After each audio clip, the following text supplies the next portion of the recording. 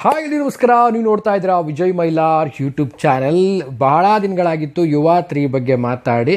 ಒಂದು ರೀತಿಯಲ್ಲಿ ಈ ಸಿನಿಮಾ ಯುವ 3 ಅಪ್ಡೇಟ್ಗೆ ಯಾರು ಕಾಯ್ತಾ ಇದ್ದೀರೋ ಅಥವಾ ಯುವರಾಜ್ ಕುಮಾರ್ ಅವರ ಅಪ್ಕಮಿಂಗ್ ಸಿನಿಮಾಗೆ ಯಾರೆಲ್ಲ ಕಾಯ್ತಾ ಇದ್ದೀರೋ, ಸೊ ಈ ಒಂದು ವಿಚಾರದ ಬಗ್ಗೆ ಒಂದು ಕ್ಲಾರಿಟಿ ಚಿಕ್ಕದಾಗಿ ಸಿಕ್ಕಿದೆ ಅಂತ ಹೇಳ್ಬೋದು. ಬಹುಶಃ ಎಷ್ಟೋ ಜನಕ್ಕೆ ಗೊತ್ತಾಗಿದೆ.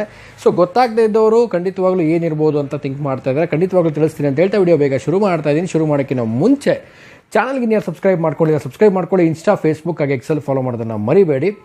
ಮೊದಲನೇದಾಗಿ ಯುವ ಅವರ ಸಿನಿಮಾಗಾಗಿ ಯಾರೆಲ್ಲ ಕಾಯ್ತಾ ಇದ್ರಿ ಆ್ಯಂಡ್ ಯುವ 3 ಸಿನಿಮಾ ಅಪ್ಡೇಟ್ ಬರಬೇಕು, ಅವರ ನೆಕ್ಸ್ಟ್ ಸಿನಿಮಾ ಯಾವುದು, ನೆಕ್ಸ್ಟ್ ಪ್ರಾಜೆಕ್ಟ್ ಯಾವುದು, ಏನಕ್ಕೆ ಡಿಲೇ ಮಾಡ್ತಾ ಇದ್ದಾರೆ ಅಂತ. ಆ್ಯಂಡ್ ತುಂಬಾ ಒಂದು ಮಾತುಕತೆ ಕೇಳಿಬರ್ತಾ ಇತ್ತು.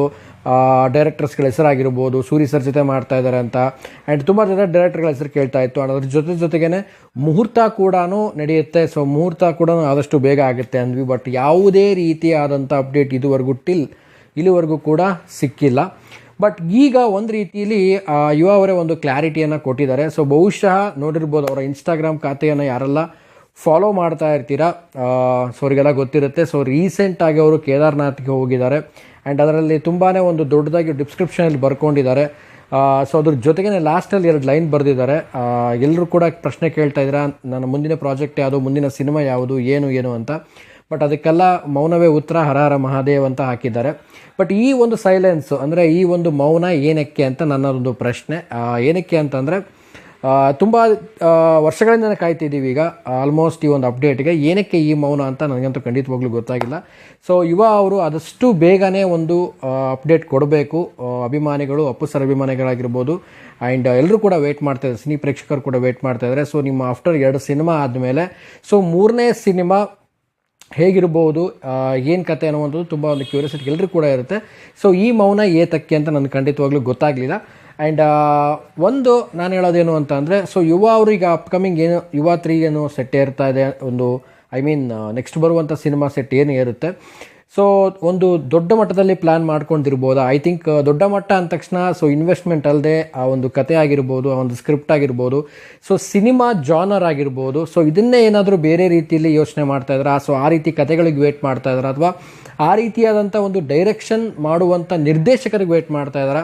ಸೊ ಯಾವುದ್ರ ಒಂದು ವೇಟಿಂಗಲ್ಲಿ ಇದ್ದಾರೆ ಯುವ ಅವರು ಅನ್ನೋದು ಖಂಡಿತವಾಗ್ಲೂ ಗೊತ್ತಾಗ್ತಾ ಇಲ್ಲ ನನಗೆ. ಆ್ಯಂಡ್ ನಾನು ಕೇಳ್ಕೊಳ್ಳೋದಿಷ್ಟೇ, ಆದಷ್ಟು ಬೇಗನೆ ಒಂದು ಸಿನಿಮಾದ ಅಪ್ಡೇಟ್ ಬರಲಿ ಆ್ಯಂಡ್ ಒಂದು ವಿಭಿನ್ನವಾದಂತಹ ಒಂದು ವಿಶಿಷ್ಟವಾದಂಥ ಒಂದು ಕತೆ ಜೊತೆಗೆ ಬರಲಿ ಆ್ಯಂಡ್ ಬೇರೆ ರೀತಿಯಲ್ಲಿ ಒಂದು ಜಾನರಲ್ಲಿ ಬರಲಿ ಅಂತ ನಾನು ಕೂಡ ಆಶಿಸ್ತೀನಿ. ಆ್ಯಂಡ್ ಈಗಿನ ಸದ್ಯದ ಒಂದು ಸಿನಿಮಾಗೊಂದು ಕಾಂಪಿಟೇಷನ್ನಲ್ಲಿ ಆಡಿಯನ್ಸ್ಗಳನ್ನು ಮತ್ತು ಪ್ರೇಕ್ಷಕರನ್ನು ಒಂದು ಅವರ ಹತ್ರ ಸೆಳ್ಕೊಳ್ಳೋದೇನಿದೆ ಅದು ತುಂಬಾ ದೊಡ್ಡ ಟಾಸ್ಕು.